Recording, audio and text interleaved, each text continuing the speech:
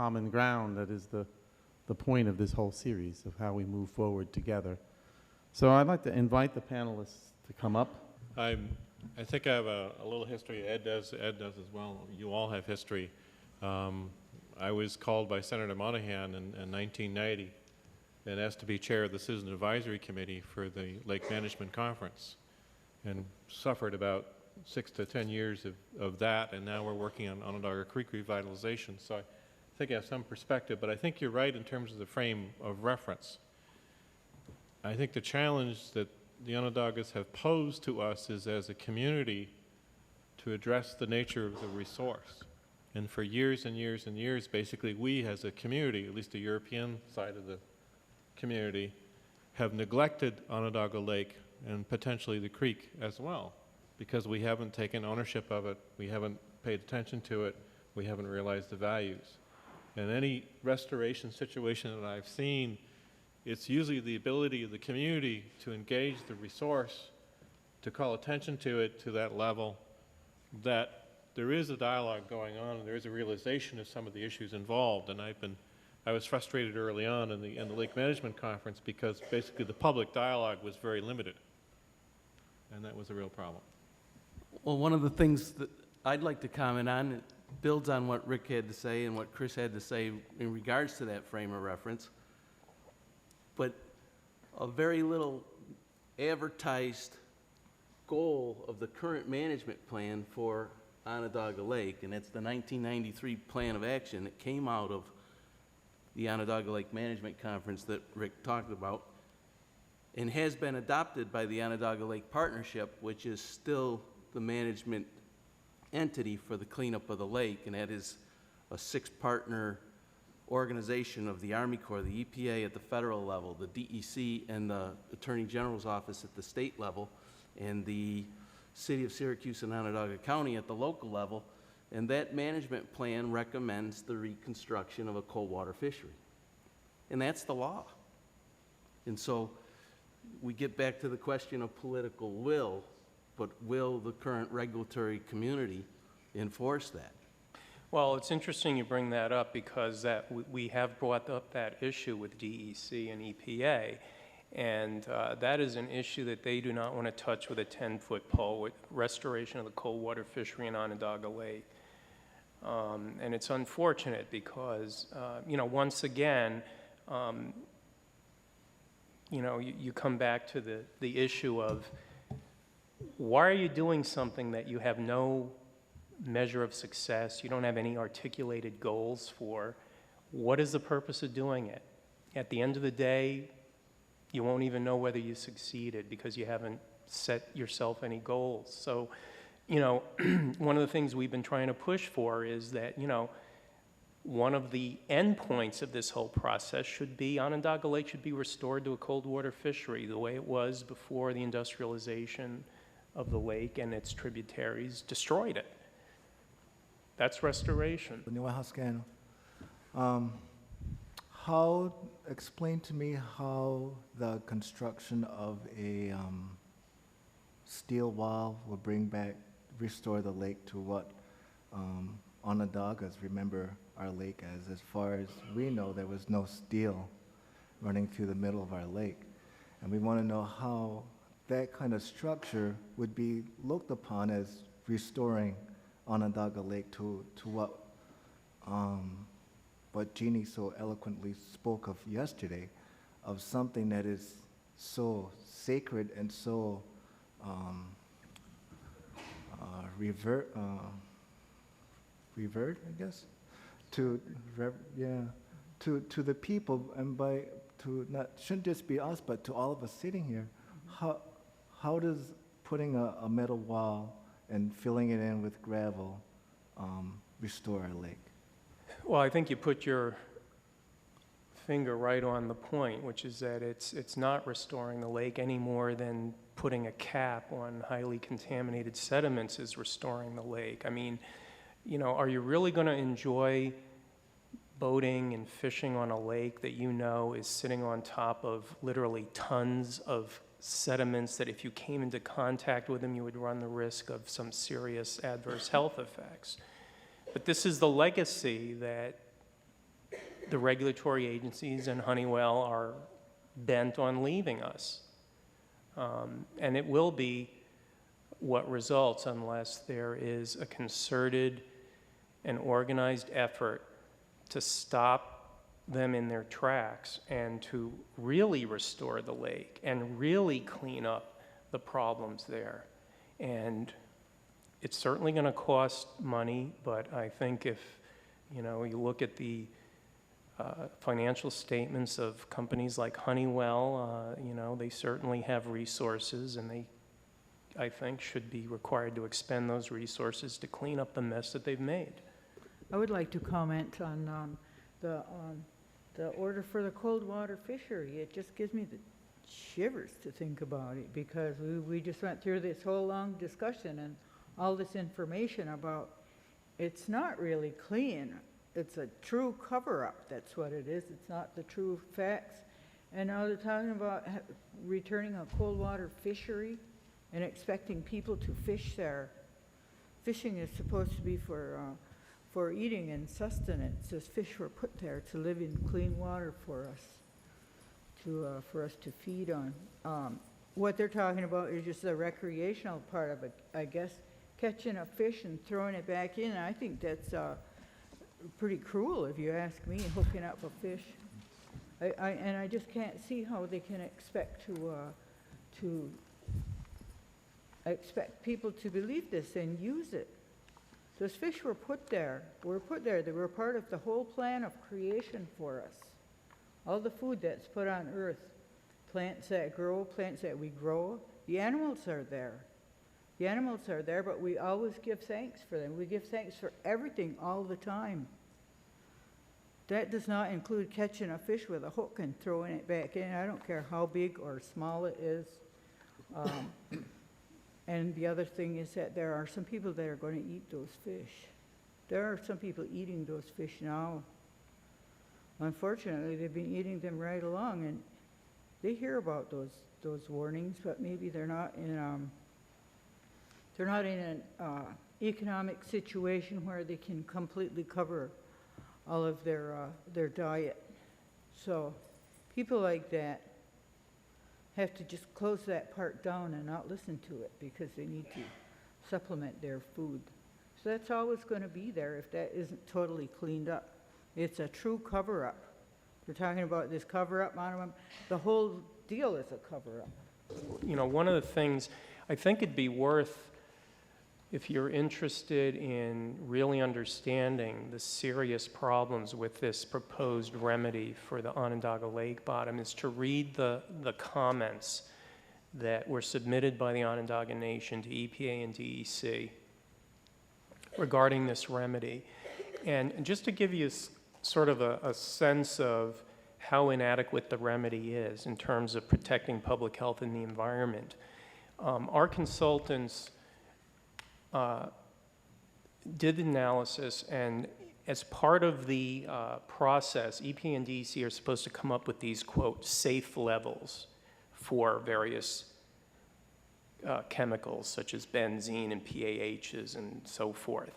So they did that. The amounts of chemicals are going to be left behind were pointed out by our consultants, and just to give you sort of a sense of the magnitude of the contamination that's going to be left behind. Benzene will be left at over 1,300 times the purported safe level. PAHs will be left behind at more than 22,000 times the safe level. Ethyl benzene will be left behind at more than 9,000 times the safe level, and mercury will be left behind at almost 1,400 times the level identified as safe by the regulatory agencies. That's what I mean when I talk about the legacy that's being left behind for subsequent generations to deal with. I think it's important to put our minds, often as the Haudenosaunee say, put our minds together as one, and to look to the future as to what would be restoring Onondaga Lake, what would that look like? What would we begin to do, and how do we move from where we are now to where we want to be? Emmanuel, I know you've done an awful lot of thinking about restoration and from many different perspectives. I mean, you want to start us off with that? Well, as a follow-up to the things that we've been saying over the last few minutes, it seems to me that one of the difficulties, certainly one of the initial difficulties, is that there is no standard. And it looks as if the real sense of how we'll know when something has been done is that Honeywell will have spent all the money they agreed to spend, and that will be essentially the end of the venture. What I find is an unfortunate situation right now is that there seems to be no concern by the municipalities that are along the Onondaga watershed, no concern that that watershed has something to do with the quality of our collective future, with the quality of the identity of the sense of place, with the quality of our ability to interact with the landscape around us. And it seems, again, as if there's a collective sense that if someone has agreed to spend a certain amount of money to minimally meet the federal requirements, that will be as far as the process goes.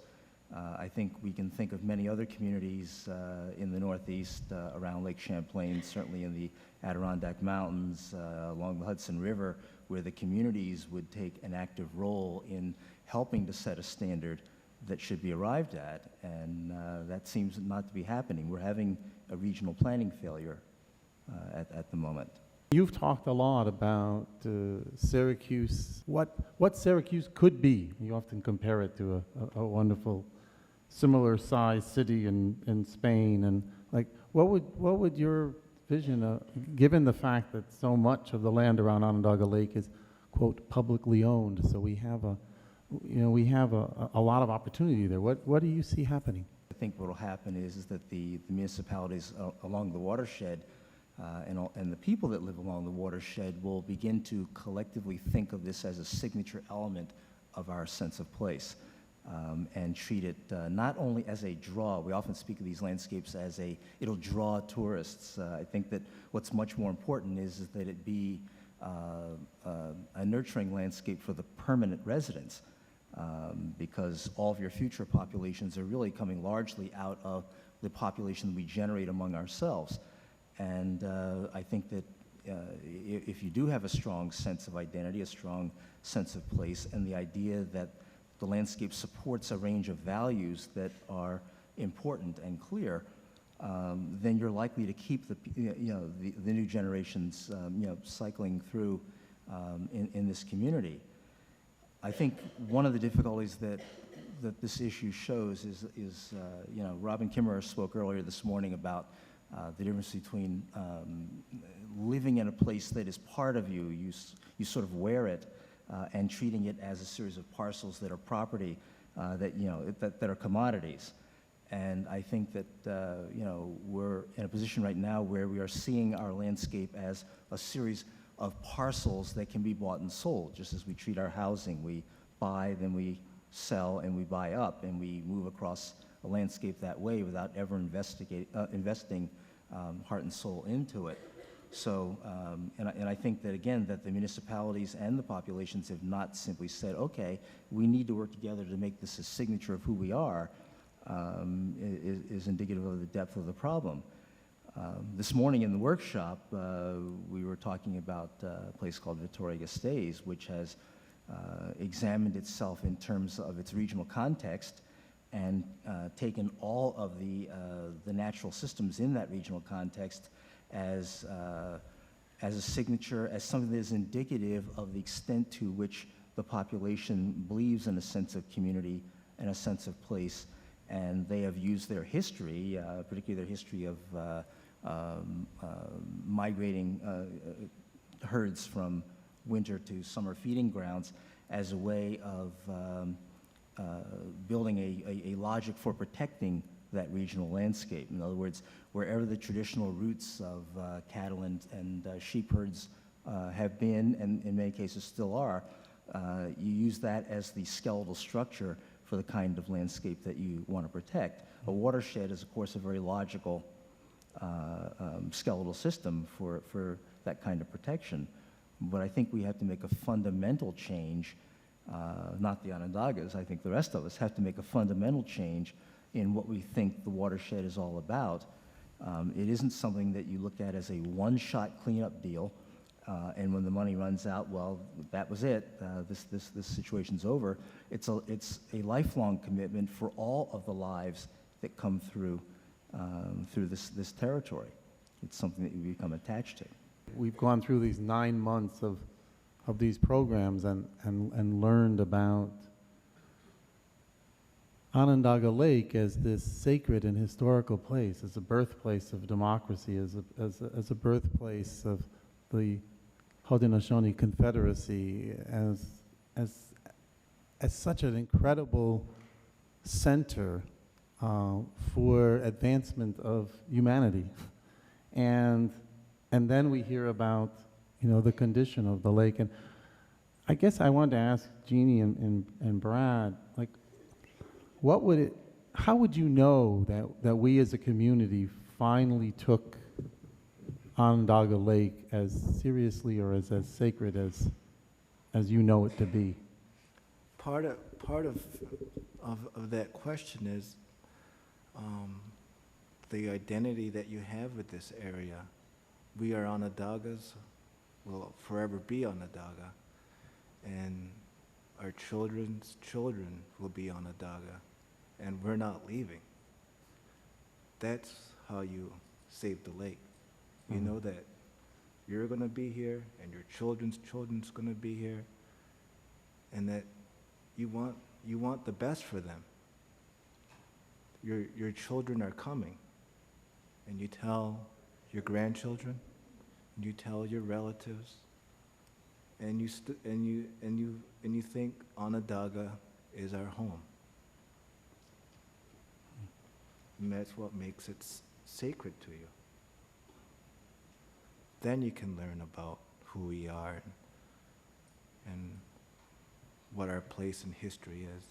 But until you have that within yourself, it's you almost treat it's like a sidebar, Onondaga Lake as a sidebar, not as a part of.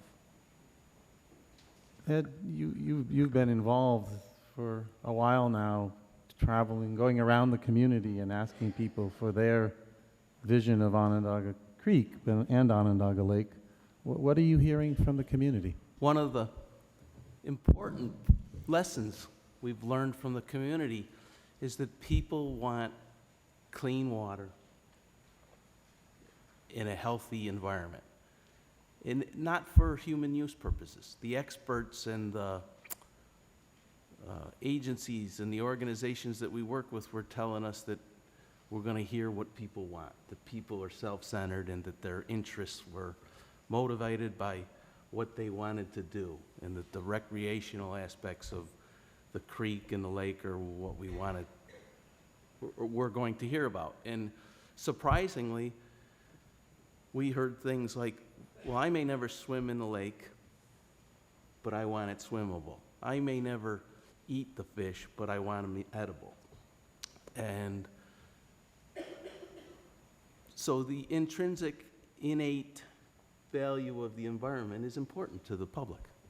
I think what's interesting about the Onondaga Creek project is that we are going out to the community. We're hearing from people. We've had hundreds and hundreds of people come to the forums that we've had this last summer. We're about ready to establish some focus group sessions, and we're about ready to send out a major survey up and down the corridor. But it's the discourse that goes back and forth in the forums. We're hearing from people. These are the things we value. These are the things we care about. These are the things we want to do with the creek and potentially with the lake. And also, even with the 18-member group that Jeannie's on, the neat thing is, well, here's the water quality. What does this mean to you? And the people tell us, well, can you explain it in a different way that makes more sense to us in our everyday lives? So we go back and forth. So there's this sort of creative tension in terms of explain the science in a way that it affects us quality and everyday way of life and how we use the creek. And this kind of discourse never happened, quite frankly, with the lake stuff. And I was, partially guilty of that. But, now we're seeing it, and that's what we need. As well as setting goals, is this have this constant back and forth in terms of here's the quality, here's the value, here's the thing we really treasure in terms of restoration or revitalization.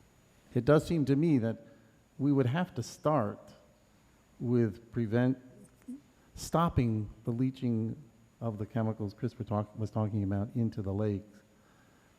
What could we do to do that as a first step and then move towards the complete kind of cleanup that Chris is talking about?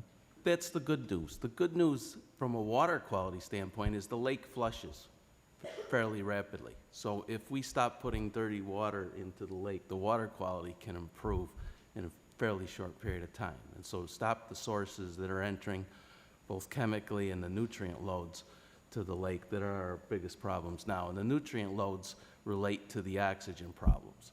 But if we're looking at ecological restoration, the lake to life forms and fish in particular is a very shallow lake because in the summer months the lower levels are starved for oxygen due to the nutrient loads.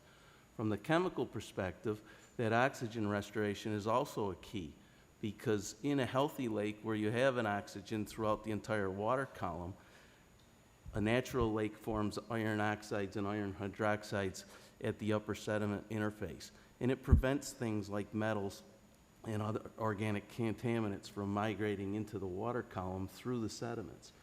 And so one of the keys to restoration has always been the nutrient control that we put into the lake, and that's an easy fix. And then the chemical controls of, let's say, the chlorobenzenes, where the wall is proposed. Well, I don't want to go out on too much of a limb, I'll go ahead. but We like limbs once in a while. that wall is a barrier